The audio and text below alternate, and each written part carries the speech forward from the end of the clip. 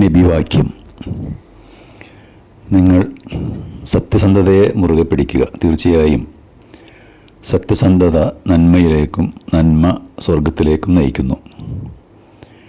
നിങ്ങൾ കളവിനെ സൂക്ഷിക്കുക.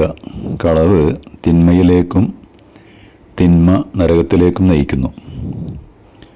ഒരു വ്യക്തി കള്ളം പറയൽ പതിവാക്കിയാൽ ദൈവത്തിങ്കൽ അവൻ കള്ളനായി രേഖപ്പെടുത്തപ്പെടും. സത്യത്തിൻ്റെ മാർഗം സ്വീകരിച്ചവർക്കുള്ള സന്തോഷവാർത്തയും അതിനെ നിരാകരിച്ചവർക്കുള്ള മുന്നറിയിപ്പുമാണ് ഈ നബിവചനം. സത്യസന്ധത പുണ്യത്തിലേക്കും പുണ്യം സ്വർഗത്തിലേക്കും നയിക്കുമെന്നാണ് ഈ നബിവാക്യത്തിൽ പറയുന്നത്. സത്യത്തിൻ്റെ നേർ വിപരീതമാണല്ലോ കളവ്. അത് അധർമ്മത്തിലേക്കും അധർമ്മം നരകത്തിലേക്കും നയിക്കുന്നു. സത്യസന്ധത വിശ്വാസത്തിൻ്റെ ലക്ഷണമാണെങ്കിൽ കളവ് കാപട്യത്തിൻ്റെ ലക്ഷണമാണ്.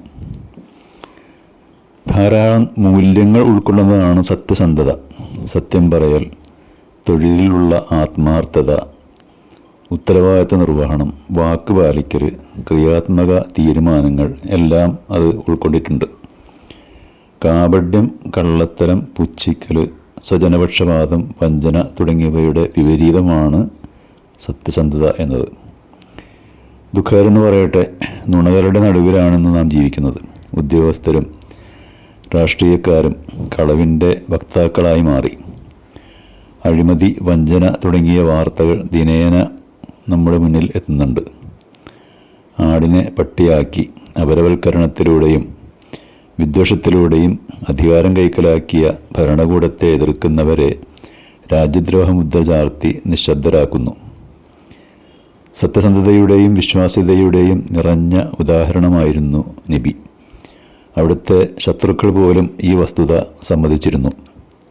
ഹെറോക്ലിയസ് രാജാവും റോമൻ അധിപന്മാരും നബിയുടെ ശത്രുവായിരുന്ന അബൂ സുഫിയാനുമായിട്ട് ഈലിയ പട്ടണത്തിൽ വെച്ച് സന്ധിച്ചപ്പോൾ ഹെറോക്ലിയസ് അബൂ സുഫിയാനോട് ചോദിച്ചു, ഈ പ്രവാചകൻ ഇത്തരം കാര്യങ്ങൾ സംസാരിക്കുന്നതിന് മുമ്പ് അദ്ദേഹത്തെ കളവ് പറയുന്നവനായി നിങ്ങൾ സംശയിച്ചിരുന്നോ?